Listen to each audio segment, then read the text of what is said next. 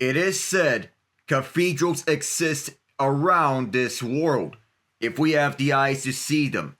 To the average person along the Florida coast and the Atlantic, the sands of Daytona Beach may not hold a lot beyond standard grain and are suitable hosts for outdoor activity along the coastline. But in those same sands, the eyes of a stock car driver sees a cathedral as the holiest spot of stock car racing. A little over a century ago, these very shores were the canvas of speed in the United States. The long distance and uniquely hard-packed sands proved ideal for land speed record attempts. Automobile races soon followed, later becoming organized under the NASCAR banner. And then came a purpose-built racetrack, a 500-mile automobile race, and a 2.5-mile facility, a permanent racing facility that's one unlike anything else on Earth that has now become synonymous with stock car racing. And for the 67th time here at Daytona, the best and the most ambitious drivers in stock car racing have all arrived at Daytona International Speedway for the greatest prize in all of NASCAR, the Harley J. Earl Trophy for the winner of the Daytona 500. More than any other race, it is the great American race that can define careers, create legacies, and allow even the most humble drivers to reach outstanding success and a permanent etching of this trophy. Hello everyone, I am Alec Nava. Welcome to Daytona Beach. And one thing that we do need to note here beforehand, the weather. It is expected to be raining later on today. That's why NASCAR has moved the start time up by 1 hour as opposed to its initial 2:30 start time. It is 1:30 Eastern time in the afternoon. There is a 75% chance of rain later in the day. Many Daytona residents here anticipate that today is going to be windy, very windy. Currently, the winds are blowing to the southwest at 20 miles an hour. Gusts are up to 33 miles an hour. It is 79 degrees Fahrenheit, but it feels like 82 degrees Fahrenheit. The chance of rain drops to 47% by 5 o'clock p.m. It peaks at 75% later on this day. Remember, jet dryers are a factor here. There's a 93% chance of thunderstorms by 4 p.m. Not sure whether they're going to strike here at this area, but the Weather Channel has reported that the possibility of thunderstorms is increasingly likely in the Great American Race. So as we preview this race, about potential racers to watch, drivers to watch. So back in the duels that took place this past Thursday, Bubba Wallace and Austin Cindric got the victories in the two duels. And a win in a duel isn't officially a victory, but Bubba's certainly going to take it. The Mobile, Alabama native hasn't won since Kansas in September 2022, but he got back into victory lane after leading 20 laps and holding off the snarling pack. He's always been a solid super speedway racer, and this win proves that his Toyota is going to be fast. He'll start third on the inside second row. Junior Motorsports got into the big show in that same duel. Justin Allgaier, driving for Junior Motorsports in the number 40, finished ninth in the first duel, racing its way into the Daytona 500. This will be Junior Motorsports' first ever career start, and the number 40 Chevy proved to be very quick this past Thursday. Dale Earnhardt Jr. was rightfully thrilled after the race, and a Daytona 500 win would only make the boss man even happier. He has 2 Daytona 500 victories as a driver. He would love to have a Daytona 500 victory as an owner. And a photo finish has decided Duel 2, up until it didn't. Initially, it looked like Eric Jones got the win until he didn't. Initially, it was said that Jones beat Austin Cindric to the line by 4/1,000 of a second. But upon further review, the caution came out with Cindric barely ahead just before they got to the line. Jones was forced to drive back to pit road while a bewildered Cindric walked across the infield in a futile attempt to grab the checkered flag. He'll be starting second on the outside pole, as he was second on the qualifying for the Daytona 500. So the starting positions didn't change nonetheless between Cindric and Jones, no matter who finished ahead. However, Jones has one less playoff point as opposed to Cindric as a result of the caution coming out just before the two of them crossed the finish line, with several cars crashing right behind them at the finish, at the final lap. 16 lead changes among 7 drivers in the crashes at the final lap between Kyle Larson, Riley Herbst, Cody Ware, Anthony Alfredo, and Shane Van Gisbergen, right as they were coming to the line. Hélio Castroneves will try to do what only 2 other drivers did before him, win both the Daytona 500 and the Indy 500. Castroneves crashed in the first duel, but the open exception provisional will afford him a spot at the 500. So, and only 2 other drivers will have done what Castroneves is trying to do. Mario Andretti and AJ Foyt. What they have in common? They won both the Daytona 500 and the Indy 500. Some crashes have crushed the hopes and dreams of drivers trying to qualify for the Daytona 500 as open cars. Chandler Smith for Garage 66, BJ McLeod for Live Fast Motorsports, JJ Yaley for NY Racing Team, and Anthony Alfredo for Beard Motorsports all saw their hopes of making the Daytona 500 come to an end. Smith took what was perhaps the hardest hit of the night. They made brutal contact with the turn 2 wall on lap 14 of duel number 1.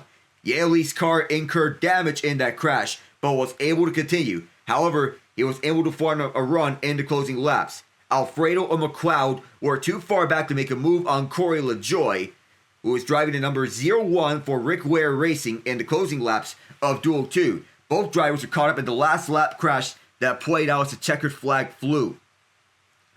So, as for what we could anticipate, there are going to be expectations that are high for Kyle Busch in making a significant comeback after a nightmarish 2024 season, where he did not score a single win and missed the playoffs for the first time since 2012.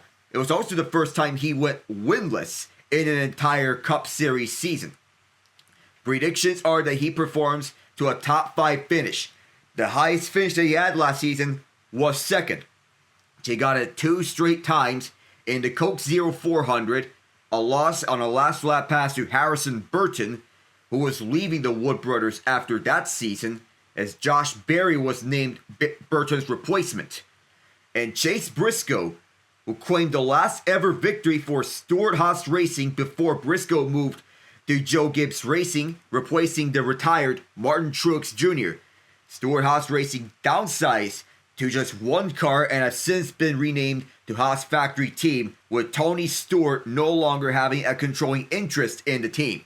Joey Logano, the reigning defending champion of the NASCAR Cup Series, has not had a finish 20 or higher at Daytona International Speedway in 7 times since 2019. As such, expectations are that he struggles. However, he is the past Daytona 500 champion, having won the 2015 edition of the race. That was the season in which Kyle Busch missed the first 11 races of the Cup Series campaign because of a broken leg and a broken foot as a result of him getting caught up on the big one at the Xfinity Series race, in which his car went head-on onto the wall, heavy contact with number 54 Toyota. Brad Keselowski might achieve his career best finish at the Daytona 500 this year, so he's projected to contend for a top finish. He may be highlighted as a likely winner. There's a victory that has always eluded him. While many drivers have established records at Daytona, such as Denny Hamlin's pursuit for a 4th title, which would tie with Cale Yarborough for the 2nd most Daytona 500 victories of all time, unpredictable race dynamics, including crashes and strategy, often alter expectations. Logano's approach has historically proved effective despite his lackluster Daytona record, showcasing how hard race strategy and outcome can become. Kyle Larson's aggressive driving style could lead to unanticipated results, emphasizing inherent unpredictability of this race. And anticipate storylines will include whether Kyle Busch can maintain momentum in the ensuing races and if Keselowski can leverage a possible victory into a strong 2025 season, especially since RFK Racing now has a third car, the number 60 for Ryan Preece, a charter that's now full-time. They leased it from Rick Ware Racing. The outcomes may influence crew dynamics and race plans for the rest of the season. Also of note, 2 crew chiefs in the Daytona 500 will be suspended for this race after some infractions in the duels. Todd Gilliland, who is now driving the number 34 for Front Row Motorsports, switching over to number 38. His crew chief, Chris Lawson, has been suspended. Kevin Rebelletto will replace Lawson for this race. Billy Pord, who was initially the crew chief to Cody Ware in the number 51 for Rick Ware Racing, has also been suspended. Tommy Baldwin Jr. will replace him for this race. This is the season opener, and storylines here involve next generation drivers in this race, looking to make them proud, looking to make their fathers proud. Chase Elliott knows the weight that comes to winning the Daytona 500. He is the son of 2-time Daytona 500 champion Bill Elliott, seeing firsthand the Great American Race, which is perhaps the most special event on the entire NASCAR calendar. He is in search of his own Harley J. Earl trophy after 9 attempts, but also knows what weight comes with winning the Daytona 500. It'll be worth the wait if he lands in victory lane. David Gilliland was the pole sitter of the 2007 edition. Dave Blaney nearly scored the win in 2012 after a lengthy red flag after Juan Pablo Montoya slid up the track and collided with a jet dryer during a caution flag period. Dave's sons, Todd Gilliland and Ryan Blaney, will have their eyes on a win that could ultimately change their lives. Ryan Blaney, the NASCAR Cup Series champion of 2023, felt that same rush growing up before his first 500 in 2015. 10 years later, now married, he wants nothing more to walk out the 2.5-mile mecca of motorsports as a different kind of champion. Other past champions of the sport have been searching for the Daytona 500 glory even longer. This is Kyle Busch's 20th attempt in the Great American Race. He has not won at this racetrack since 2008 in that year's edition of the Coke 0400. The relief, glory, and immortality that comes with hoisting this trophy makes the wait worth it for those who finally win. As simple as it sounds, to win the race, one has to have enough fuel to get to the checkered flag. But as the driver spends the least time on pit road, will have the best opportunity to win the Daytona 500. To do so, drivers will need to burn fuel effectively while racing 2 and 3 wide in the pack at 190 miles an hour. Racing the throws of the pack and the turbulent air of the draft will aid the driver's ability to conserve Sunoco gasoline. But the deeper they're mired into the field, the more harder it is to work back to the front of the field. Billy Scott, the crew chief of Tyler Reddick's number 45 Toyota at 2311 Racing, explained that maximizing the pit cycle by spending the least amount of time refueling will be the key to winning. Scott said, quote, to NASCAR.com, "That's the hardest part, is finding the balance. You want to save fuel, certainly, and everybody's doing it to some level. But you also don't want to get so far back that you come off pit road behind everybody. It's a tough balance. The drivers have a big part in that, perfecting their ability to save it. A lot of it, though, just comes down to execution on the cycle. Circumstances also demand effective relationships between the driver, crew chief, and spotter to ensure the driver's abreast of how much fuel he or she can afford to use." Randall Burnett, the crew chief of Kyle Busch, said, quote, "Communication is key at these races right now. So the driver knows where he's at relative to other guys, the amount of fuel savings, getting on and off pit road, and executing a clean race. If your driver doesn't lead early, don't panic. According to Racing Insights, the eventual winner of the Daytona 500 did not lead for the first time until lap 157 or later in 7 of the last 8 runnings of the Great American Race. 4 of the last 8 winners didn't lead for the first time until lap 200 or later. Even if these are not the favorites to win." So as we get over to Anthony Mackie, the Grand Marshal and the actor of Captain America, Brave New World, which is out now on theaters.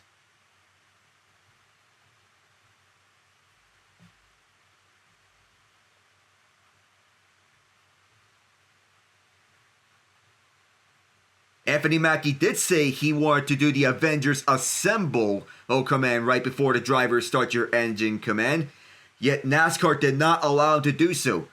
So even though this driver is not the favorite to win, keep an eye out for Erik Jones. He appeared to be the winner of the second duel at Daytona until video showed the caution came out just before his number 43 Toyota got to the start-finish line on the final lap, inches behind Austin Cindric's number 2 Ford for Penske. Jones won at Daytona before in the 400-mile summer race back in 2018, the Coke Zero Sugar. He's also carrying the number that Richard Petty made famous, in part by winning 7 Daytona 500s.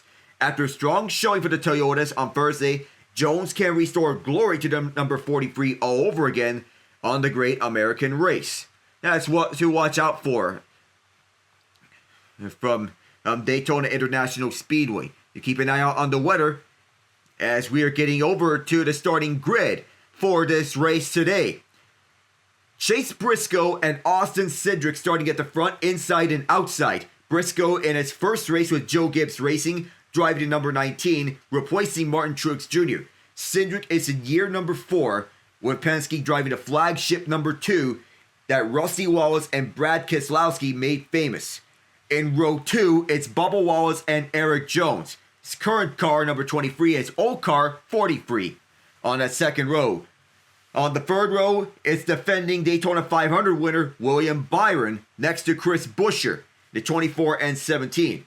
At row number 4, it's Ty Dillon and Denny Hamlin. Hamlin's looking for his 4th Daytona 500 victory, which would tie him with Cale Yarborough for the second most Daytona 500 victories. Row number 5, Ross Chastain, the driver of the number 1 car for Trackhouse Racing, next to defending NASCAR Cup Series champion Joey Logano, who won his 3rd Cup Series championship, etching him onto a list of all-time greats.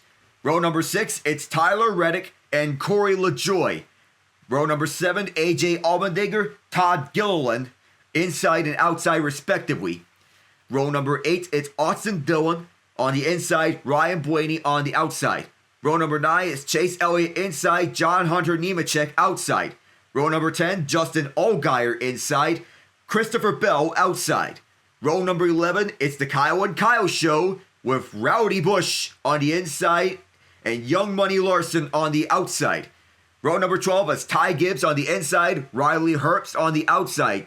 2 drivers who are sponsored by Monster Energy.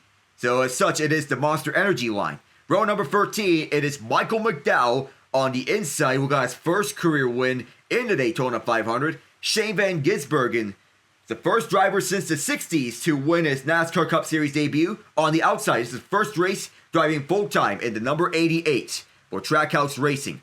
Row number 14, Ryan Preece on the inside, Cody Ware on the outside. Row number 15 is Josh Berry on the inside and Cole Custer on the outside. Row number 16 is Ricky Stenhouse Jr. on the inside, Noah Gragson on the outside. This is Gragson's first race with Front Row Motorsports driving to number 4. A new charter that Front Row purchased from the now defunct Stuart Haas Racing. Row number 17, Carson Hocevar, drivers inside. Brad Keselowski, drivers outside. Row number 18 has Justin Haley at the drivers inside. Daniel Suarez on the drivers outside. Row number 19, Zane Smith, drivers inside. In his first time back with Front Row Motorsports, Alex Bowman, drivers outside. Row number 20 features Martin Truex Jr., drivers inside, Jimmy Johnson, drivers outside.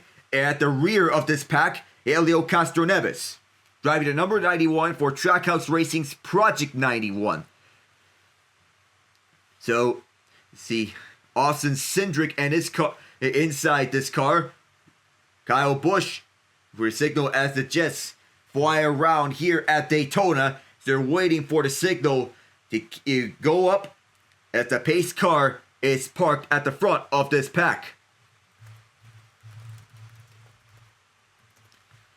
Alan Richson is the honorary pace car driver, and Pitbull, Mr. Worldwide himself, has performed at the pre-race concert. So Richson, the honorary pace car driver, the celebrity appearance is Anthony Mackie. plays Sam Wilson, also known as Captain America, previously known as the Falcon, as the Grand Marshal. Briscoe getting it at the pole position, with Joe Gibbs Racing driving the number 19 Toyota. So now Alan Richson gets the pace car started up. The Beast has his nickname as the American flag is waved around on the pace car. You missed out on yesterday. Team USA defeated Team Canada 3-1 in the Four Nations face-off in the final game at Bell Center before all four nations transition over to TD Garden in Boston. Now, Alan Richson gets the car started off the pace car, and now everyone will get started. There's some fans here with the Ricky Bobby t-shirt, if you ain't first, you're last. And here goes Briscoe. The Toyota Camry XSE, the main body of Toyota used in the NASCAR Cup Series. The Chevrolet Camaro is no longer manufactured, so the branding of the car is just simply named Camaro.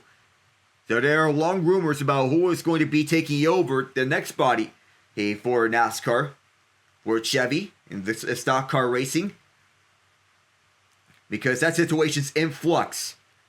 The notable changes around through the offseason is Haas Factory Team, formed by Gene Haas after retaining the sole remaining charter from Stuart Haas Racing. JTG Daugherty Racing rebranding it to Hayek Motorsports following the departure of co-owners Jody and Todd Geschichter. Brad Daugherty retains his stake in the team's ownership alongside Gordon Smith, Mark Hughes, and Ernie Cope. Junior Motorsports is making their debut in the Cup Series here at Daytona. No further races are planned by Junior Motorsports in the Cup Series. A Tricon Garage showing the car in the series for the first time with Martin Truex Jr. MBM Motorsports rebranded their Cup entry as Garage 66. Chandler Smith tried to qualify but missed. RFK Racing leasing a fur charge from Rick Ware Racing for the number 60 full-time after it was the Stage 60 car that was driven in select races by David Reagan, Cam Waters, and Joey Hand. 2311 Racing, Front Row Motorsports, and Trackhouse Racing were the ones purchasing charters from Stuart Haas Racing. 2311's fur team is the number 35, driven by Riley Herbst. Front Row, the number 4 for Noah Gragson, and Trackhouse, the number 88, driven by Shane Van Gisbergen. Chevy will continue to field cars to the Camaro Z01 body, but without the Camaro branding. The manufacturer discontinued the car after 2023 with no direct replacement. Instead, the car will be branded the ZL1. WeatherTech will sponsor Trackhouse Racing for SVG during the 2025 season, as announced. WeatherTech sponsored him during the Xfinity Series last season. FedEx did not return to Joe Gibbs Racing, as they announced their departure after last season with Denny Hamlin. In addition, he gets us Mavis Tires and Brakes and Auto Owners Insurance have reportedly left JGR after 2024. Denny Hamlin is driving the National Debt Relief car in this NASCAR Cup Series Daytona 500. Kroger has moved from Hayek Motorsports to RFK Racing through the announcement of the fur charter. Love's Travel Shops is continuing to sponsor Front Row Motorsports number 34 car for Todd Gilliland. Todd's father, David, represented Love's at Front Row Motorsports. And Long John Silver's, another longtime sponsor of Front Row Motorsports. Still to this day, Amazon Prime's also signed a multi-year deal to serve as a sponsor of the number 9 car of Chase Elliott in 2025, starting this year. Campos has joined Joe Gibbs Racing as a partner for the 2025 season after signing a partnership agreement with Harris Blitzer Sports Entertainment, which is an investor in JGR. Traveler Whiskey, in collaboration with Chris Stapleton, sponsoring the number 40 for Justin Allgaier in the Daytona 500. Winchester Repeating Arms Company is joining Bass Pro Shops in sponsoring number 3, driven by Austin Dillon. And Sunny D signed a multi-year deal to sponsor the number 47, driven by Stenhouse, with 5 races starting in this race. Ross Truck Center's Paul Gregson from SHR to FRM, sponsoring his number 4 car in 8 races. Kings Hawaiian left RK Racing to sponsor the number 11 for Joe Gibbs Racing, partly due to a brand conflict with one of RFK's new sponsors. National Debt Relief signed a deal to sponsor the JGR number 11 car for 4 races, and Red Bull has returned to NASCAR not as a team, but as a sponsor. The sponsorship has reunited Red Bull with Shane Van Gisbergen, who previously driven Red Bull sponsored cars in the Supercars Championship for Triple Eight Race Engineering. PPG Paints will sponsor number 21 Wood Brothers Racing, driven by Josh Berry at the Brickyard 400. And Saya signed a multi-year deal to sponsor number 54, driven by Ty Gibbs for 7 races. Cameras all around here at the World Center of Racing as the Beast unleashed. Not a pun to one of Tyler Reddick's sponsors as they're circling around this Daytona Oval.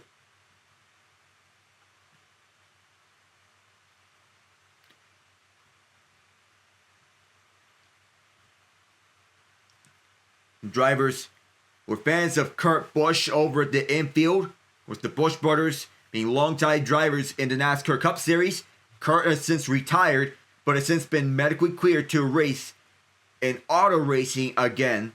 We don't know if he's going to get onto a race car ever again, knowing that he suffered a career-ending concussion at Pocono qualifying. It looked to be just a normal crash. It was scarier on the inside. Sometimes things are worse on the inside than they are on the outside.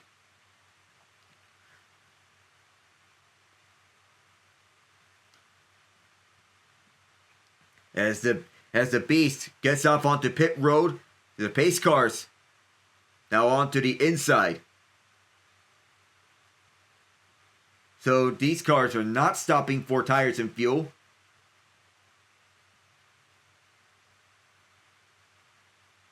Heightened security measures around the Super Bowl. That has always been in place since the 9/11 terrorist attacks, as the Beast going on. And now the normal cars are right off. And so Chase Briscoe controls the inside. He did not have to get major adjustments after he did not make it all the way in the first duel. Austin Cindric, second youngest Daytona 500 winner, won his duel race after a caution flag came up prematurely. Bubba Wallace and Eric Jones on the second row as the NASCAR and Fox crew is interviewing Bubba Wallace after his duel win, his first win in NASCAR since September 2022 at Kansas. His best Daytona 500 finish was second place. He achieved that twice in his career. So he's driving the number 23 McDonald's car for 2311 Racing. He was the first driver that Michael Jordan and Denny Hamlin nabbed following his departure from Richard Petty Motorsports. In the Daytona 500, Wallace finished second in the 2022 edition and second in the 2018 edition when he was driving the first time when he was driving for Richard Petty Motorsports. In the 2022 edition, driving for 2311 Racing, they're Michael Jordan and Denny Hamlin. Last year finished 5th at the 500, followed off a 5th place finish at Atlanta. He was at the points lead at that point. The only driver to have, not exactly at the points lead, but he was the only driver to have back-to-back top 5 finishes to start off the season last year. He missed out on the playoffs as he was initially in a do-or-die situation with Chris Buescher. However, that fell apart when it was a win-you're-in situation to set things up for the final 17 laps between Chase Briscoe and Kyle Busch. So, as we get on to the sponsors, Ross Chastain, sponsored by Busch Light Beer.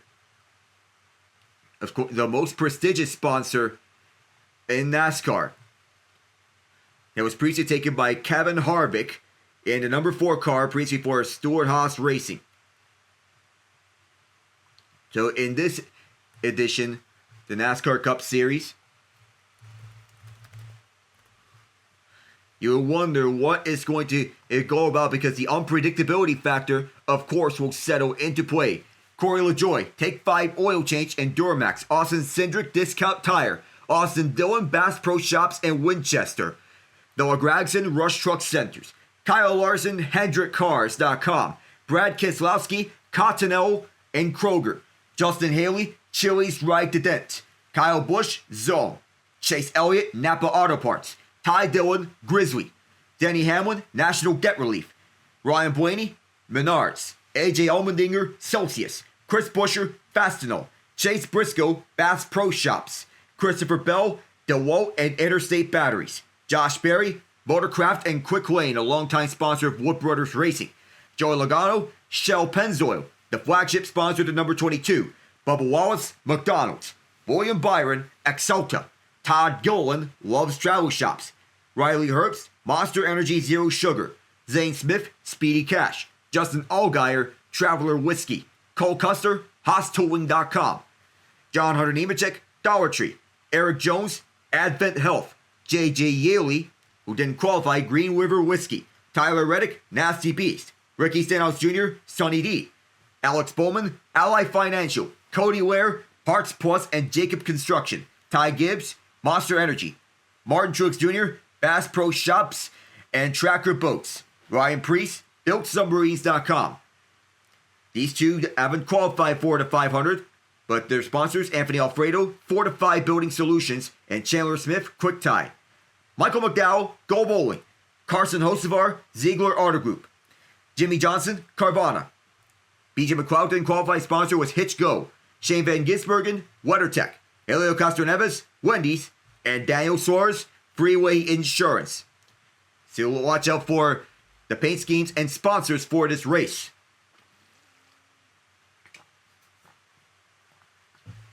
You want to associate drivers with an iconic sponsor.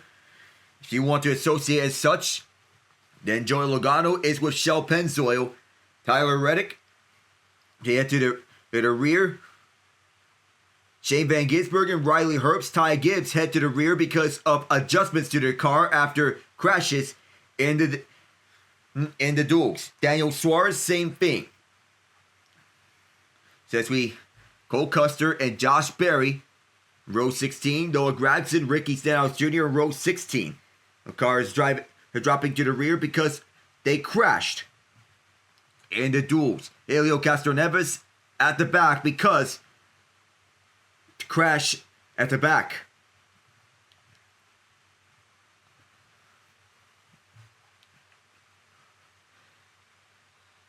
So Justin Haley, Ty Gibbs crashed. They head to the rear. Zane Smith also crashed. He is at the rear. There's debris at the back on turn 2 and at the backstretch in duel 1 that caused cautions. However, no cars involved in those. Kyle Larson, Riley Herbst, Cody Ware, Shane Van Gisbergen, Brad Keselowski, Alex Bowman, and Daniel Suarez also starting from the rear.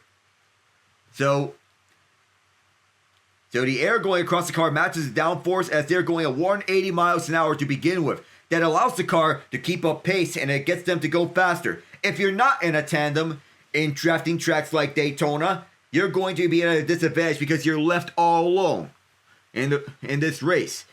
Pack racing, when it's pack racing, going one on top of another, it usually gets the cars faster. It'll get them at an advantage. Pace car lights are off as they're rounding the backstretch for one more time before the pace car goes off and up onto pit road. Anthony Mackie, the Grand Marshal, wanted to use the rally cry. Alan Richson, the honorary pace car driver, rounding turns 3 and 4 for one final time before he has to go back out there for either stage 1 caution or a crash here in stage 1. Ross Chastain driving the number 1 car. Stage 1 is 60 laps. Stages 2 and 3 each are 70 laps. The rest of this race. It's Chastain, guy who made the Hail Melon famous, riding the wall to head into the championship race in 2022. Alan Richson will drive the pace car onto pit road, and he is not going to stop for tires or fuel either. Fans are on their feet here at Daytona. Green flag is up and the gas pedals are down. Let's get rocking and rolling. The 2025 NASCAR Cup Series is underway. Chase Briscoe leads them to the green, and he has a strong start from the inside row with a big push from fellow Toyota driver Bubba Wallace from behind. Two Toyotas working with each other to start off this race. Joe Gibbs Racing, the affiliate team of 2311 Racing. That's boosted by the fact that Denny Hamlin, who drives for Joe Gibbs Racing, co-owns 2311 Racing. See if Cindric has a little pushback on that outside row, but so far it's Briscoe controlling the inside, and a good job doing so. Briscoe jumps up front. And is ahead of this pack. Stacked one on top of another, as some cars fall back in the middle of the pack. Side by side and too wide to begin with, and we have the drone cameras all throughout. First lap is complete. Briscoe at the lead. So the first 2.5 miles are done. 3 miles into this race. It's a very overcast look here all throughout. And this first half of this race, you wonder. You remember, if there is rain here, the race cannot be declared official if it's in the first half of this race. Hélio Castroneves starting way back up this pack, trying to make his way up, trying to win the Daytona 500 to become just the first driver to win the Daytona 500 and the Indy 500. He has a long way to make up for. Briscoe, on lap number 3, leads Cindric. There's Cindric making a push on that outside row. So far, nothing changing as that inside gets that advantage. Rounding turns 1 and 2. Briscoe, then Wallace, then Byron on that inside. 1, 2, and 3. As Byron's making a push, you want to wonder how Eric Jones is going to be as we see a shift from the outside to the inside from Christopher Bell. Bubba Wallace clears Cindric, and the two of them block off Cindric's progress on the outside row. Wallace is the winner of duel number 1. So Briscoe and Wallace so far the strongest cars to start off. Briscoe's led every lap here, entering lap number 4.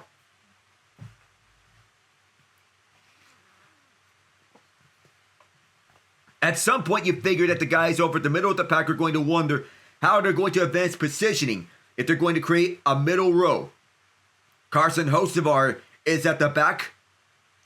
Hélio Castroneves trying to get some catch-up here. Hocevar is way behind everyone, way off pace.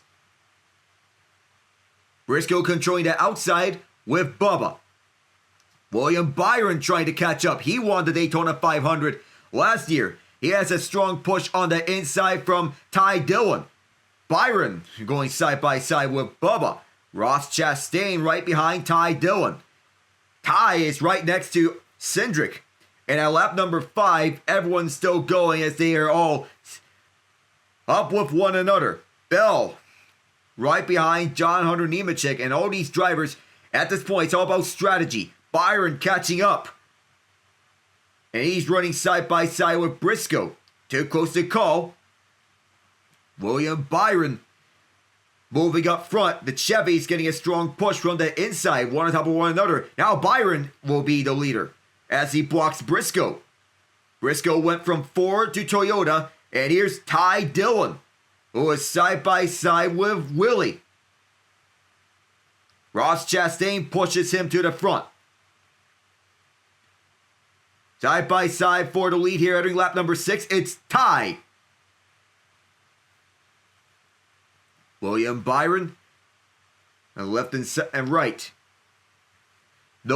So the tools of this race that they should not make any mistakes going on and off pit road, and that they know when to push and when to not in this track. You can't win the first 150 laps, but you can lose it in those first 150 laps. Already 3 wide at the middle. It was on this lap in which 6 cars were involved last year in a crash. A third lane is already materializing on that outside row. Ty Dillon up front on a side-by-side battle with Willie Byron. Joey Logano at the front of the outside row. We'll see how this goes as they enter lap number 7 I believe it is William Byron in the lead. No, yes, it is. It's William Byron. Cindric is catching up on the outside. Big push from Joey Logano, defending champion. The Cindric jumped to the outside. Good job getting off in front. Those are teammates working together. You would love to have teammates working together with those strong pushes.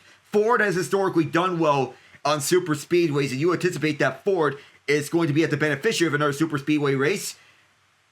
No blocking here from Byron, but he is right in front of Chase Briscoe as we go side by side on the action. Taking throughout this race as we enter lap number 8. Cindric leads the outside lane. Ty Dillon in the lead. What would it be for him if he were to get an upset victory? Too early to call since lap number 8. Endless action as to go around here side by side. So far, Ty Dillon is having the advantage, but now Willie Byron jumps up front. And he takes the lead away from Dillon. Don't want to get too far ahead of this pack because he would be in dangerous territory. Byron tried to figure out who to block, and he goes to the inside. Chase Briscoe blocks up Austin Cindric, and Briscoe still at second place holding on to that spot. Byron still at the lead. Let's see if Briscoe can take the lead back, but it's Ty Dillon at second place, right in front of Briscoe. Cindric's trying to catch up from the outside.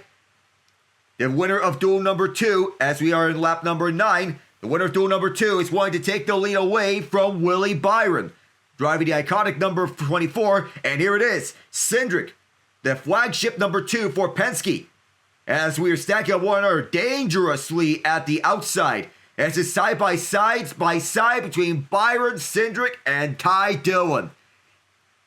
Cindric, for the moment, has the lead right now, but Byron's not giving up on that middle, trying to figure out who to block.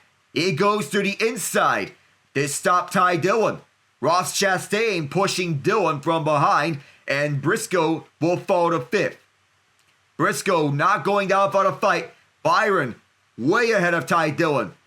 He and Cindric have to be careful not to get too far ahead, and we have a caution. We have a caution out on the track. What I believe, no cars are involved in the crash. However, there is the anticipation of rain in this event, so the field is stopped here at lap number 10 because the rain factor is going to settle in.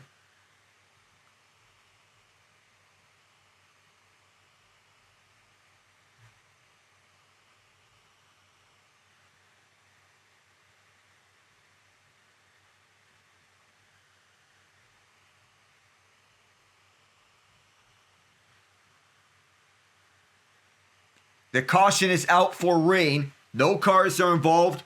But because there's rain that's expected here at Daytona, the NASCAR officials have thrown the caution flag out. And they are having the cars round out this. At the time of the caution, William Byron was the leader. So rain is starting to fall here at Daytona.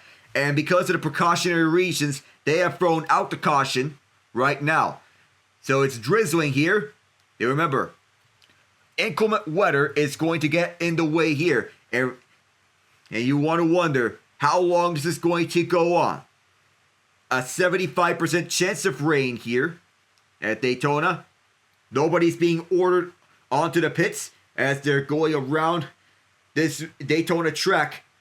At the time of the caution, William Byron, Austin Cindric being the top 2. The Chase Briscoe team meeting with Joe Gibbs Racing. James Small, who is Briscoe's crew chief. Small had his fair share of bad go-rounds with Martin Truex Jr. last season. However, like to build that rapport with Briscoe this year, Briscoe reunites with his best friend Christopher Bell. They went dirt track racing together. Briscoe took the Ford route, Bell took the Toyota route.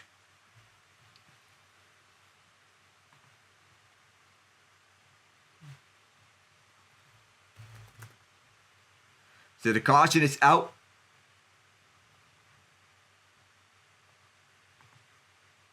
So last year he was in a Ford. So that team made the playoffs at the last moment, a clutch victory. So caution, once again, the caution's out for rain. Byron, Austin Cindric, Ty Dillon, Chase Briscoe, Joey Logano, Bubba Wallace, Corey LaJoie, Ross Chastain, Tyler Reddick, and John Hunter Nemechek, your top 10 at the time of the caution. Austin Cindric in second, he won the second duel. 7-time Jimmy Johnson, a 7-time Cup Series champion from El Cajon, California. 49 years old, wanting to get one last victory, this time as an open driver. He is a co-owner of Legacy Motor Club. He is his paint scheme designed by Shaq. And speaking of, he and Shaq had a ton of fun in a free throw shooting contest to design this paint scheme. You gotta imagine how much fun it is between these two in this free throw shooting contest. Oh, Shaq's still got some juice left in him, albeit not enough to play in the NBA, but he is having some fun. Everyone's ordered onto the pits. Because of this rain, everyone is ordered onto the pits so as to cover their cars.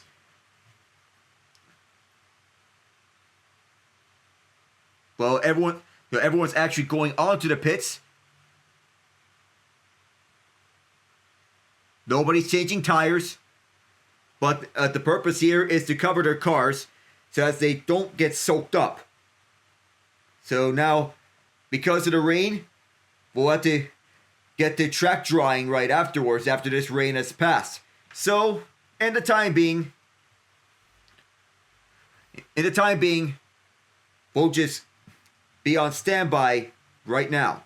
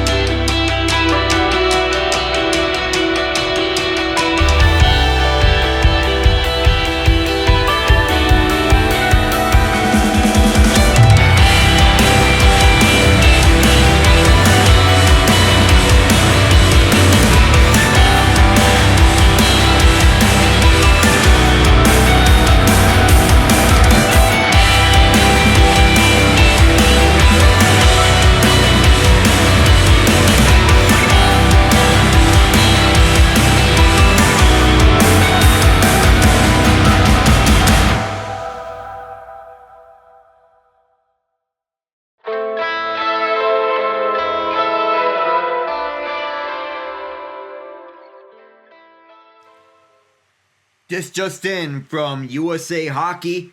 Matthew Tkachuk is reportedly going to sit out of USA's game against Sweden at TD Garden.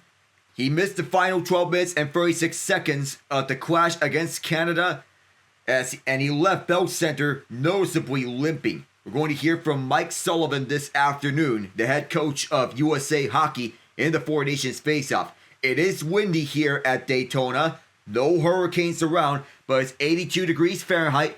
Winds are blowing southwest at the 18 miles an hour, gusts up to 33 miles an hour. It is partly cloudy, but it is raining.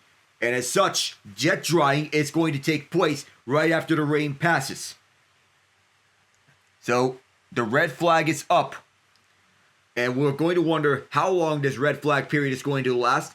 Once the red flag period is ended, we're going to get everyone back onto the track for this race. We're going to see how long this red flag period occurs. But you wonder about how long the rain takes. As such, if this red flag period is extended for a lengthy period of time, we're going to separate this stream into two separate parts. So that is what's going to happen. If this red flag period, it goes longer, we're going to separate this into two separate streams. And it's a bummer for Chase Briscoe because this is first race with Joe Gibbs Racing. So William Byron driving the number 24, the car that Jeff Gordon made famous. But it's not the same number 24 that Gordon drove. The old number 24 has now become the number 9, as Gordon was crew chief by Alan Gustafson to end off his career. Then Chase Elliott took over that car. Gustafson, a longtime crew chief with Hendrick Motorsports. He crew chiefed the likes of Kyle Busch, Mark Martin, and Gordon before crew chiefing Elliott. Says the Daytona 500 winner from last year, William Byron, native of Charlotte, North Carolina. He interviewed by the NASCAR and Fox crew about the ups and downs and the preparation for this race.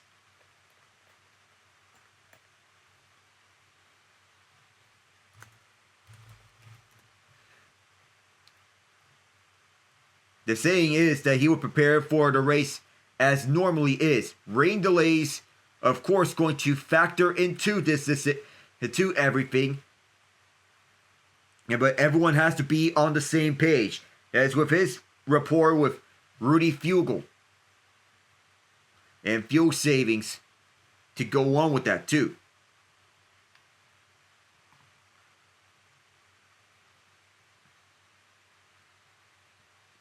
Of course, fuel windows, of course, can factor into this too. And finding the groove that makes them successful. Everything looked rather frisky. Not fluky. Frisky up for out. But nonetheless, all things else, it went smoothly last year for Byron. When they won the Daytona 500. When he and the 24 team won the Daytona 500.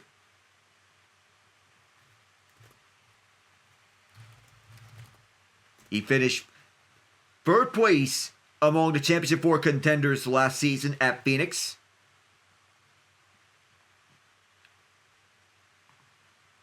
Jeff Gordon is wearing the black cap. Part owner of. He's a part owner of Hendrick Motorsports, and he's the owner of the number 24 car. Last year, the big one at lap number 193, and then Ross Chastain and Austin Cindric got into one another right as everyone crossed the start-finish line, as Byron was battling with Alex Bowman for the win. How fitting that the 24 and 48 cars, the two most successful cars of Hendrick Motorsports, finishing first and second in the Daytona 500. Recent Daytona 500 winners include Michael McDowell, Austin Cindric, Ricky Stenhouse Jr. McDowell getting his first career win in the 500. Austin Cindric becoming the second youngest Daytona 500 winner after Trevor Bayne. Ricky Stenhouse Jr. winning the longest Daytona 500 in history. Ryan Blaney won at the fall in 2021 at Daytona International Speedway. Other fall winners, including Austin Dillon in 2022, Chris Buescher in 2023. And last year, in one of the most spectacular upsets in NASCAR Cup Series history, Harrison Burton over Kyle Busch. And the iconic call by Lee Diffie to end it off. That never gets old. Last year's Daytona 500 ended under caution. The photo finish was determined to have Byron ahead of Bowman by 6/1000ths of a second. The Stage 1 top 10 were Chase Elliott, Kyle Larson, Ross Chastain, Alex Bowman, William Byron, Kyle Busch, Denny Hamlin, Bubba Wallace, Chase Briscoe, and Daniel Suarez. Stage 2 is Ryan Blaney, Austin Cindric, Suarez, Busch, Tyler Reddick, Byron, Bubba, Ricky Stenhouse Jr., AJ Allmendinger, and Chris Buescher.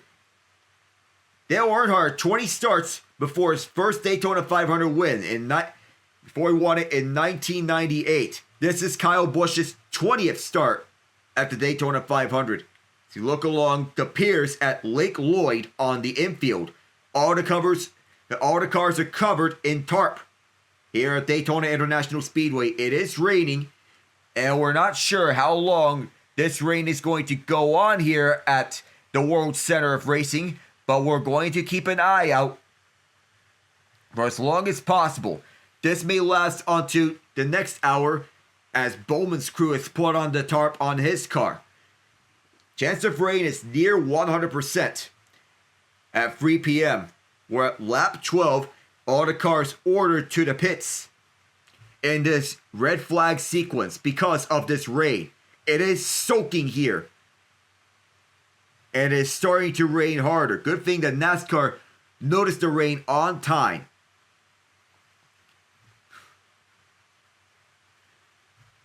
So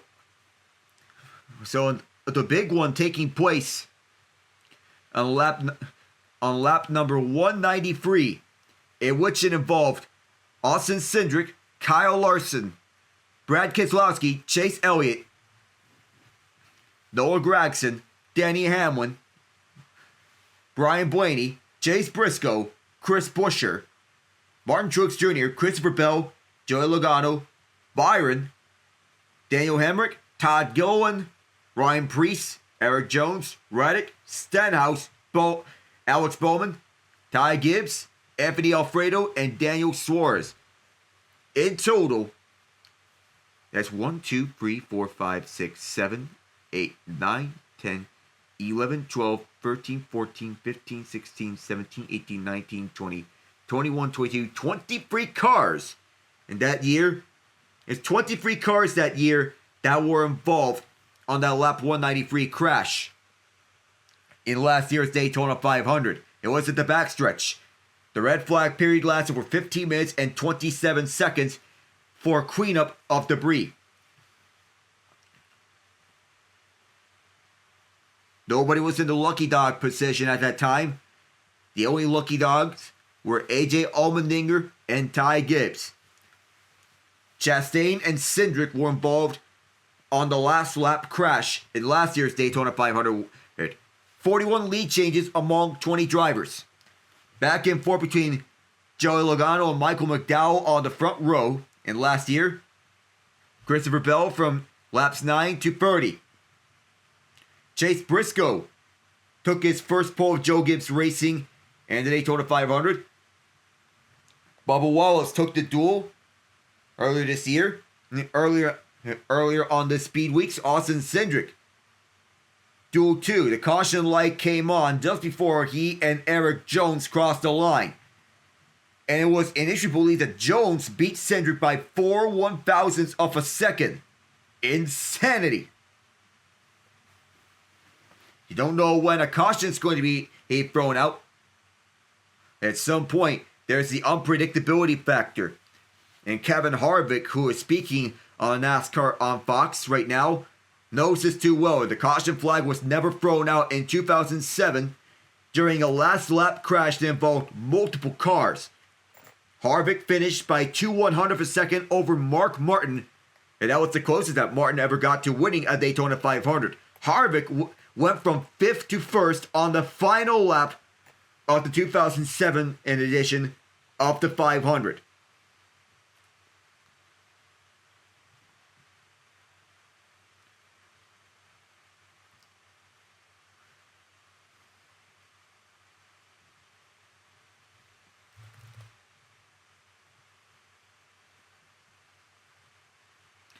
And even as such, as you look around, the start time was at 2 o'clock. It was initially believed that the start time was going to be at 1:30 Eastern time because of the weather. Since the pushback was all added on because of the festivities, and also because of the cars that are around before this race. And the time they were trying to save was pushed back because President Donald Trump was trying to meet as many drivers as he could for this race. I know that it will be a dream for anyone to meet any of these drivers, but these guys are trying to race. The biggest race of the year delayed after 12 laps. Some people were speculating if this race was going to be pushed to a primetime slot, but NASCAR moved it up an hour because the anticipation of rain. However, this decision seemed to have backfired.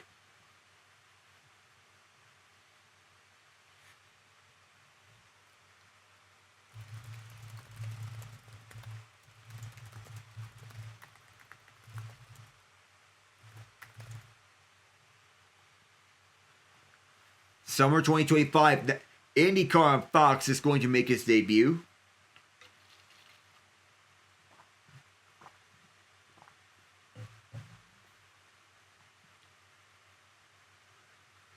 So, going around through each league, as we are on standby right now for this period.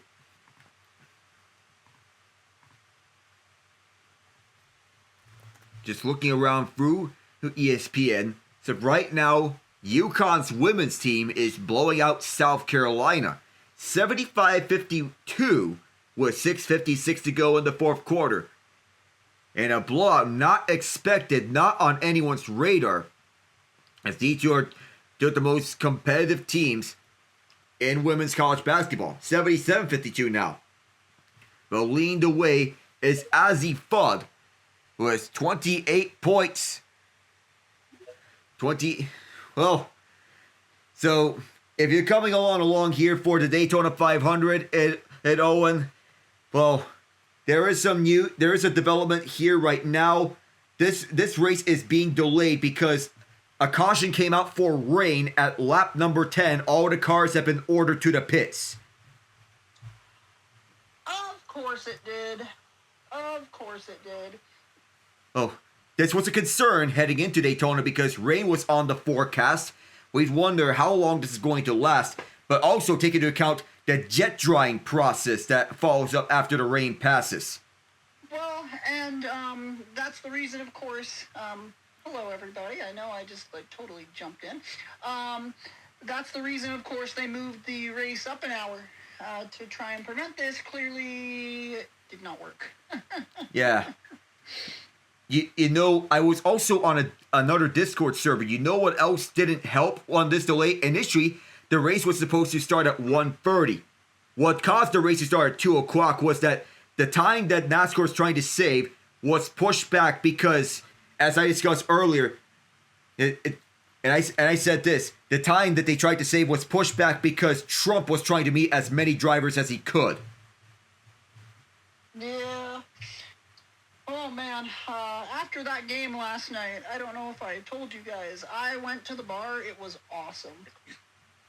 Oh, man. You actually did it, did you? I did. I got a ride from some random guy on WhatsApp. Oh. 1769. Both ways. Well, I know you're being smart. Of course. That is, of course, the smartest course of action to do when you're not in a condition to drive. So, right now... I mean, I'm never in a condition to drive. Let's be real. Oh, well... Me driving under any circumstance would not end well. I mean... For obvious reasons. I mean... Being legally blind can sadly do that, unfortunately. No, I'm fully blind. I'm not just legally blind. I am fully blind. Ooh. And I just went, actually, I was hoping to be here for the start of the race, but I had to go and cast my vote for our provincial election, so I was late. And then my uncle and I went to get a beer. Well then. So as of right now, Ty Gibbs is getting the interview from the Fox booth with Chris Myers and Jamie McMurray. So Gibbs, of course, one of 3 drivers to have a Monster Energy sponsorship on this field. The other 2 being the Championship 4 finalist Tyler Reddick from last year and rookie Riley Herbst, who was driving in his first year with Tyler Reddick, his teammate, at 2311 Racing. So to recap the start, it was Chase Briscoe controlling the front as he was the pole sitter. He did not drop to the rear despite not finishing the first duel. He controlled the pole and he was solid throughout, being solidly in that top 5 consideration. Then it was William Byron with a strong push on the inside as Briscoe and Bubba Wallace both cleared Austin Cindric on the outside. As the third lane was forming, with Joey Logano leading that third lane, Cindric decides to pull out from the middle lane and join Logano on the outside. Logano helped Cindric up to the front, and he was contending for the lead against William Byron before the caution came out for rain.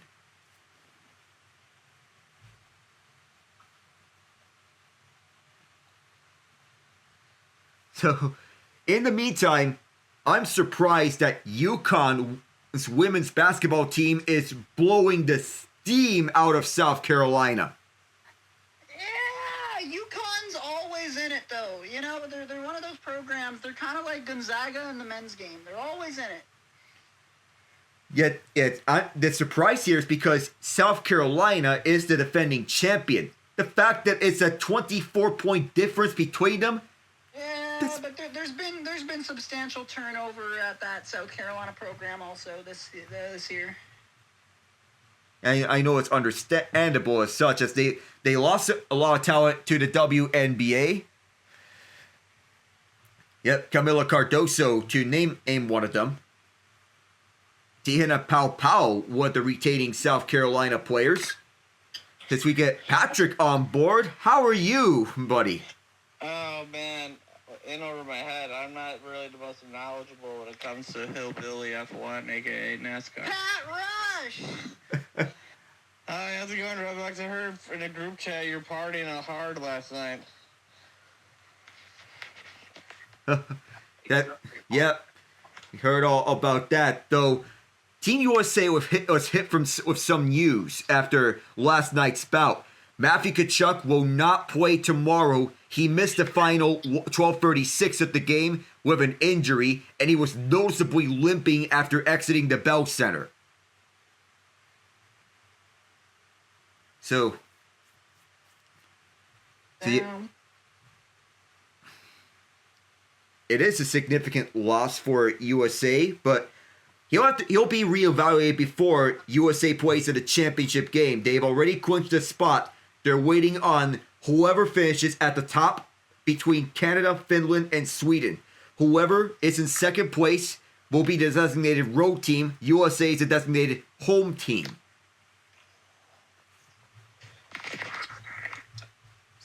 Sweden to win the championship. Yo, Pat Rush, what's going on? Patrick, did I text you guys last night in the group at all, Patrick, after the hockey game? It was really late at night. What'd you say? It's late at night, and you're inquiring for us to join the space. No, did I text you guys after that? I don't know. Check the group chat. I did not finish all the Drake album yet, either.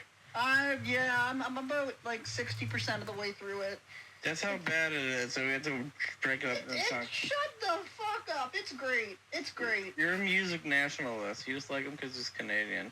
If he's from Santa Barbara, you'd be like, fuck Drake. No, it's a good album, bro. It's a good album. Is it great, though? He needed a great album. Bro, I hate Nickelback, okay? So... Well, it's different. Mm-hmm. I mean, I don't like Nickelback either, but what's the point? Oh, I'm not a huge fan of Nickelback myself, despite being a fan of rock music, but I don't listen to Nickelback a lot. I'd take the Killers over Nickelback any day. The Killers or who sings Mr. Brightside? That's the Killers. Oh, that's them. Yeah, no, they're great. Oh, Dude, I'm excited for NBA All-Star Game tonight. I am not. I'm not. I'm more focused about the Four Nations. Well, they're not even gonna try, bro. Yeah, the NHL didn't even try in their All-Star game, so they made it something that I thought should be the permanent replacement to the All-Star game, the Four Nations face-off. I agree. Except, as I said last night, they should add on Russia and the Czech Republic. Make it a 6-team tournament. Do a round robin with a final and a third place game. Make it like a mini World Championships. I love that. Have a after the round robin, semifinal games, and then third place game, championship game. Like most other international tournaments, like they do in World Cup of Hockey, Olympics, and even in other sports where you have the Summer Olympics in basketball, FIFA World Cup. They too have bronze medal and gold medal games. How about that? All right, so a lot of interviews being conducted. Most recently, they're interviewing the Trackhouse teammates Shane Van Gisbergen. Yeah, Shane Van Gisbergen and Daniel Suarez. In fact, Trackhouse Racing, the only team with drivers with 4 drivers in this race from different nationalities. Victor, how are you? Good. Victor, Yeah. I thought you'd be doing your shit on playback, man. What's up? Yeah, I'm doing on playback right now, but because of the weather delay, I just want to hop on. Hell yeah, man. Let's go. Yeah, We got because- everybody coming in. It's a reuniting all the bros from Colorcast. Where's Nick Yeah, at? a Colorcast reunion. Yeah, because I was talking about playback, and I can get the NASCAR race on my playback. Yeah, and speaking of Colorcast, though, and the other day when I was doing a show episode with Matt Sirianni, Kevin Zeliskovich, and some of the other old Colorcast boys, I actually got to meet Lily Schumacher at first, or the very first time. You met her in person? Well, and the show, I finally met her at last in a show. In the She's show. awesome. I love her. She's awesome. Yeah. Yeah, I think it's gonna be a long rain delay. Yeah, I anticipate as such, but I'll tell you something. Lily herself is the light 'em up queen. Like, Yep. Mm. and 100%. yeah, and even though it was the first time I got to interact with her, it was a pleasure meeting her at last. I didn't know she kept up with commentary after Colorcast shut down. Mostly baseball. She mostly does podcasts, and I believe she also does baseball commentary right afterwards. Yeah, man, she knows more about baseball than anyone else I know, man. Like, she is your go-to person for baseball. Yeah, I worked extensively with her on Light 'em Up. She's a very good contributor and group projects, and I have nothing but good things to say about her. Oh, she's the heart and soul of Light 'em Up. Oh, that is me. Fuck Or, that. and you, Patrick. No slander to you, Patrick. I watch my ass to keep the lights on. Oh. Right. Got wholesale interviews all throughout the racetrack in this rain delay. Well, Austin Dillon being the most recent of such, driving the iconic number 3 for Richard Childress Racing. The very car that Dale Earnhardt won in 1998 at the 500 in his 20th attempt.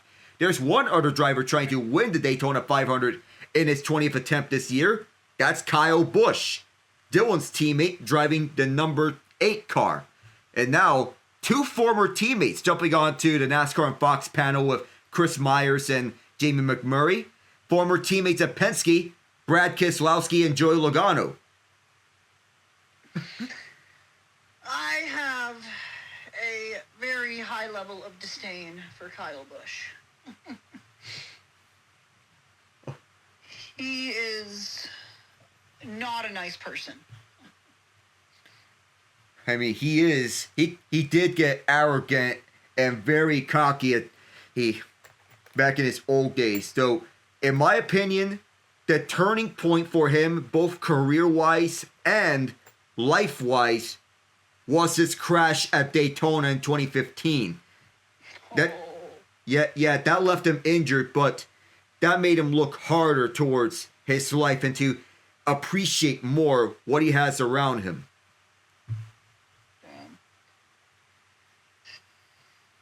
That was the moment in which I believe his career turned around.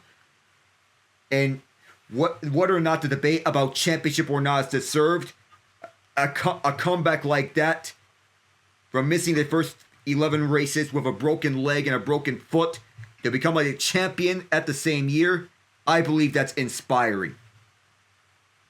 That's the perseverance it shows to never give up on your dreams. Absolutely. And what the?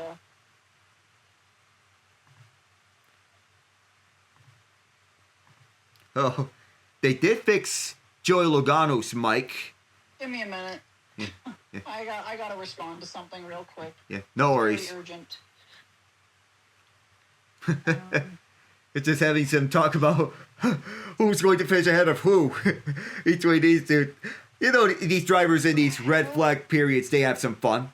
So weather delay could be a little while, like 2 to 3 hours, so it might go into the night.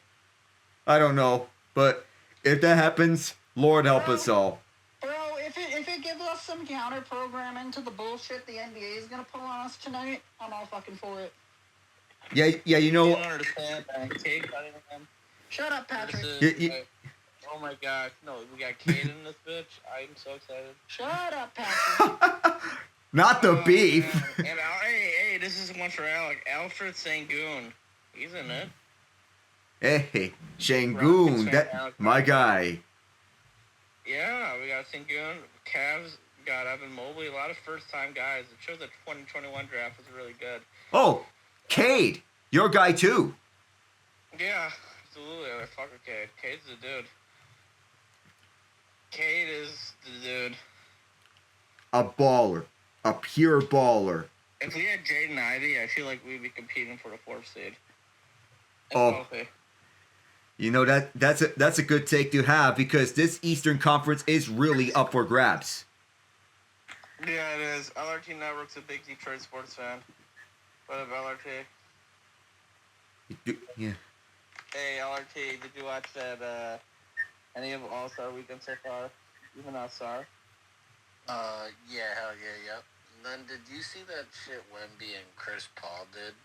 I didn't see it. I got the notification on my phone. They tried cheating the schools challenge. Yeah, bro. Just watch the video. I don't know why they thought that was going to work. Yeah, are you excited to watch Cade tonight? Yeah, fuck the rest of it, though. I just care about Cade being there. That's the only thing I care about, too. I watched, the only thing I cared about last night was not All-Star contest because Cade was in that. The only thing I cared about on Friday night was Rising Stars because Asar Thompson was in that. Yeah. Real. And even for All-Star game taking place tonight, I'd rather watch Daytona than the All-Star game.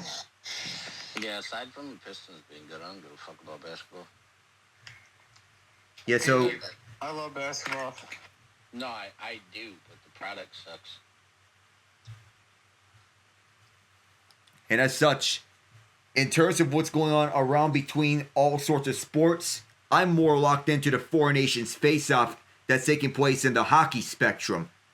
Tomorrow, USA and Sweden on the nightcap, which I'm doing with John Ott tomorrow, and the championship game that's on Thursday, also with John Ott. That's before I go and visit family. I leave on Friday for family.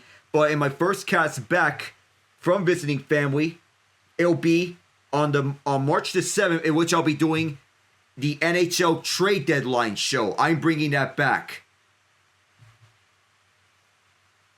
Fantastic. I love it. You're Yep. great at that. Yep. And just like in 2023, when I did that year's trade deadline show, of course I had a lot of commitments because at the time I was in college. There is no such worry about college this time around. This trade deadline show will be all from home, and I'll be broadcasting it 6 hours uninterrupted from 9 in the morning to the trade deadline at 3 in the afternoon. Yo, it's sick. LRT, do you watch college hoops? Or does anyone here watch college hoops? Yeah, I do. Yeah, Tom Izzo got the record for Big Ten wins. Yeah, I seen that. I like what Dusty May is doing with Michigan. Yeah, he's turning that program around.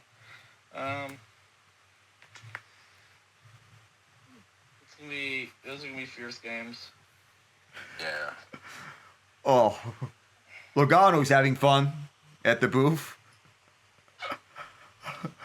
Who do you think the Pistons should draft this year? Like, who do you like coming out? First time in a long time, I don't care. This time I just want us to make the playoffs, which is a fun thing to say. I haven't said that in years. Yeah, this is the first time since 2009 we went into the All-Star break above 500. That's so pathetic. Yeah, well, I mean, that year we made the playoffs and we played Cleveland in the first round. We had Blake and shit. No, here's our last 3 playoff appearances. 2009, first round sweep by the Cleveland Cavaliers. Yeah. 2019, 2016 Cavaliers sweep. 2019 Milwaukee Bucks sweep. All of those were 8th seeds before the play-in era. Well, yeah, so that year in 16 that we played Cleveland, we were competitive all those games. We just didn't have the players. Dude, that team fucking sucked in hindsight. Like, yeah, we had Drummond and we had a younger Tobias, but like yeah, Sam Van Gundy, like, not a good. I can't believe they gave him to Pat Riley, GM and coach, fucking treatment. Yeah, I don't know what the fuck that was. Fuck him. And then,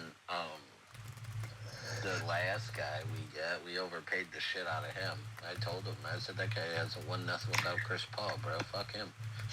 You're talking about Moneybag Monty. Yeah, the thief-ass Monty. He stole money just like Kwame. Fucking stole a shit ton of money from us. Okay, Kwame Kilpatrick reference. I get it. Yeah. Hey guys, I have to write an email. I'll be back in like 10 minutes. All right. Like, But it's yeah. urgent. It's urgent. I have to go. All right, see ya. 8. Yeah, but I mean, at least we're out of that era of terrible-ass contracts. No Charlie Villanueva. No Josh fucking Smith Josh Smith. and Gordon. Fucking remember the Rodney Stuckey days? Oh Remember that gosh, shit? those are terrible. That was right after the Chauncey era. Oh, yeah. Shit. They were like, oh, he's from Washington. I don't give a fuck where he's from. He sucks. Like, he's bad. Remember, so bad for us. The players had a mutiny against head coach John Kuster. Bro, and then fucking, we had, damn, what was the white dude's name that we had that they wanted to be good so bad and he wasn't? Luke Kennard. Yeah. Brandon Knight. Oh, gosh, Brandon Knight. He got like dunked on by DeAndre and then he got crossed over by Kyrie. Yeah, he was never the same after that. He was good before that, and then, like, I don't know what the fuck happened. Like, he just never recovered.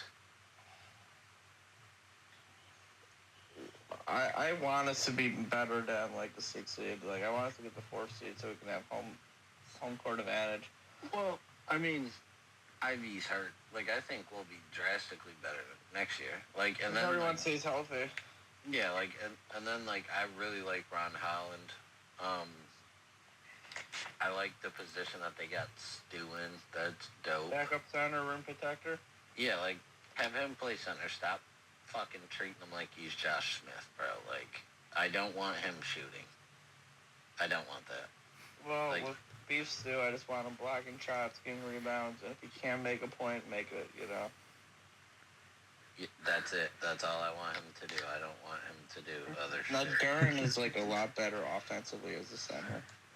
Yo, Oh, yeah, I can already hear rain coming out from the back of where I'm recording at. I wanted to go and check right now because as it's raining in Daytona, it's also raining where I'm at, Cary, North Carolina.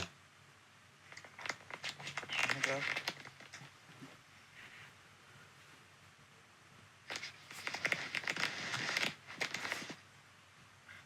Oh, man. Wow. It is raining all right and hard. Yeah, I did see Izzo got that record job. Oh. Yep. Yeah, great coach. Yeah, did you guys watch that hockey game everybody's talking about? USA and Canada? Yeah, there's like 3 fights and shit.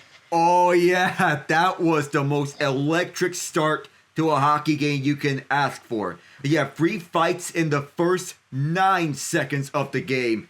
How much more? What more can you ask for? I know USA won, but for one, I felt this felt not complete because Cale Makar missed the game for Canada because he was sick. Now I wonder how this game would have went if Makar played in this game. USA had the advantage physically and defensively, but I'll give flowers to Canada for keeping themselves in this game. Nathan McKinnon had countless chances himself. I thought he was Canada's best player in the second period onwards. Connor McDavid had that highlight reel goal for Canada, but it was USA onwards with tight checking and an in-your-face style. I want to give a shout out to Jake Gensel and your boy Patrick, Dylan Larkin. Yeah, Larkin got an about to say assist and that. goal. Didn't he have a good game? Yeah, Larkin had the winning goal on a 2-on-1 rush. Sick. Yep. And was one of the fastest forwards on the ice. Of course, he can deliver the speed, and he's surprisingly good defensively.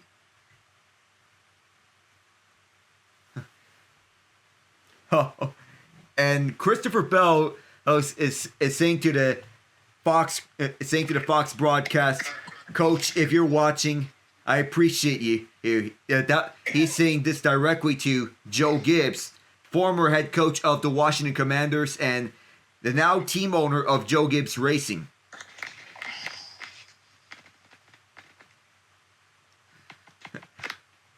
All right, so this is a you question, Patrick, for this NBA All-Star game.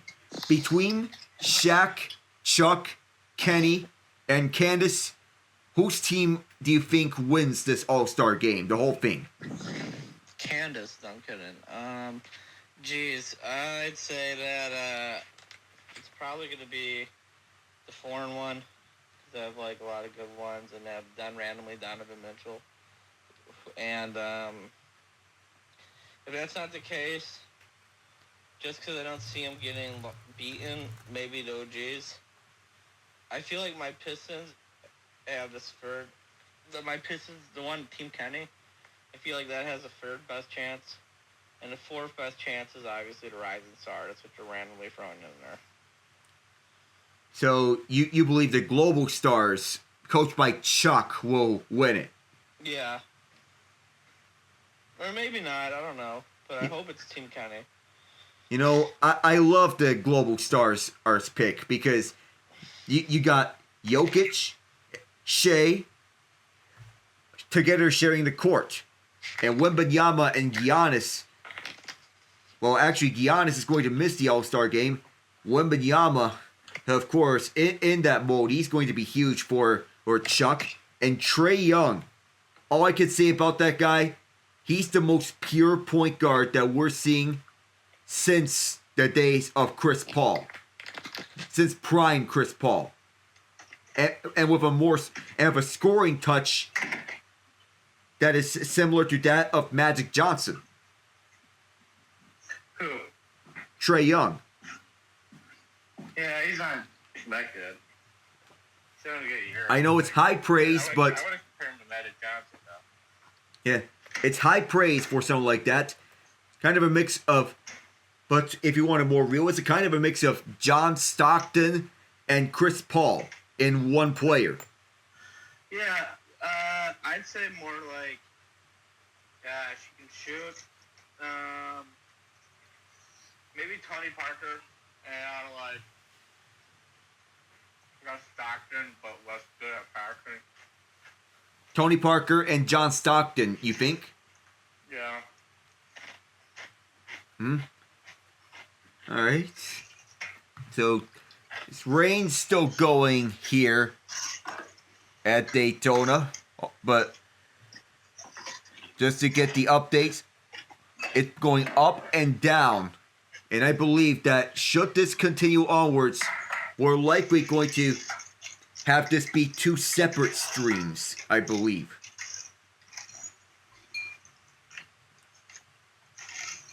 So, with that being said, I believe Chuck is going to get the victory. I haven't casted an NBA game in a while, but realistically, I'm looking at March 8th, in which I would very likely get my next NBA cast. I want to get a look in at Luka as a Laker, so it's going to be the Lakers and the Celtics. Oh, classic rivalry. Yep. Oldest rivalry in the NBA. I hate both of them teams. I know that passion runs deep. Well, no slander towards the Lakers and any as such. They do have they have star talent after star talent after star talent, and they're blessed with such over through the years. Kareem Abdul-Jabbar, Magic Johnson, James Worthy, Shaq and Kobe, LeBron James, Anthony Davis, now Luka Doncic. Yep. Oh, what I also know of is that I'm trying to target opening night in baseball as a possible game to cover. I want to get in contact with John for that.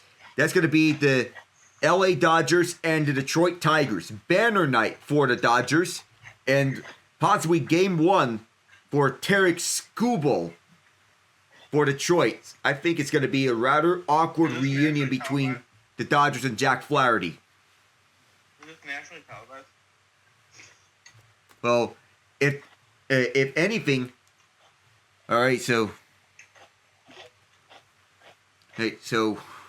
getting Owen back on here. So still the rain has not gone away, but Prime time. yeah. So Okay, I'm back. and so realistically, I'm looking at March 8th as my next NBA game that I'm broadcasting. Of course, I said this yesterday between it when in last night's game that realistically I'm looking at. I wanted to get a look in with Luka as a Laker when his Lakers take on the Celtics. Then I also want to mention about baseball. I want to get in contact with John on that because his Tigers go on the road to face the Dodgers on opening day on the 27th. Oh, that's a good game. I'm tired. I mean, I'll be watching the Red Sox on opening day regardless, but holy shit, that's a good game. Oh, yeah. When does spring training, when do games officially start? All right, so let's get to spring training. Oh, I went too far.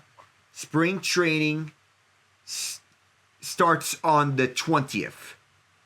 Okay, so in 4 days. Yes, that's when the Dodgers host the Cubs. All right, on Thursday, I'm free. Maybe I'll watch. Let's see. Yeah, so, but though I'm going to be more focused on the Four Nations Championship game on Thursday with John. Sorry, you're doing what?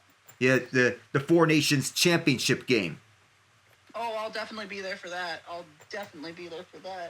Yes, and the only question I have for the banner raising night is that, yeah, I want to go back to when the Colorado Avalanche raised their banner.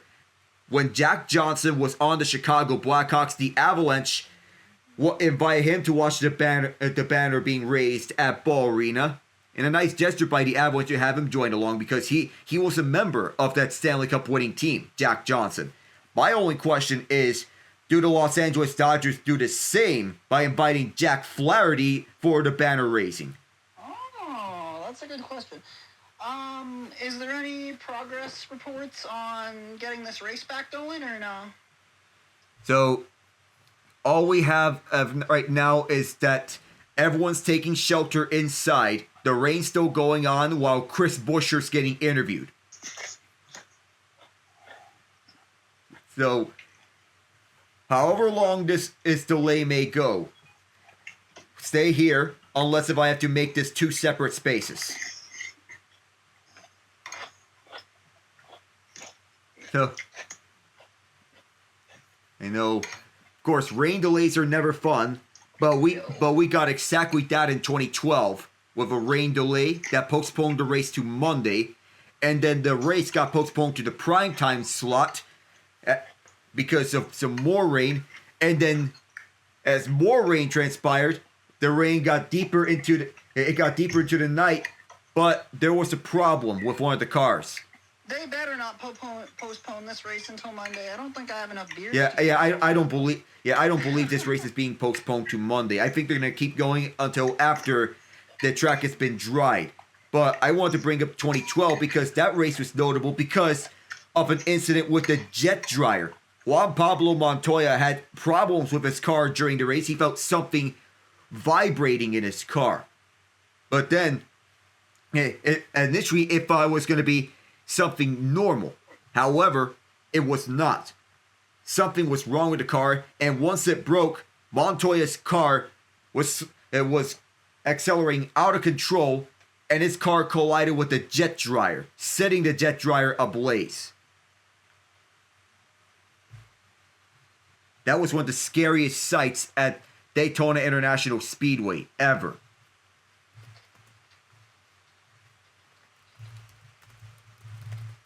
So Lewis Hamilton, Team Ferrari, what do y'all think about that?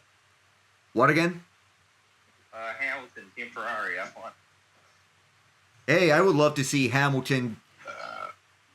Sorry. I would love to see a potential 8th championship for Lewis Hamilton with the iconic Ferrari team.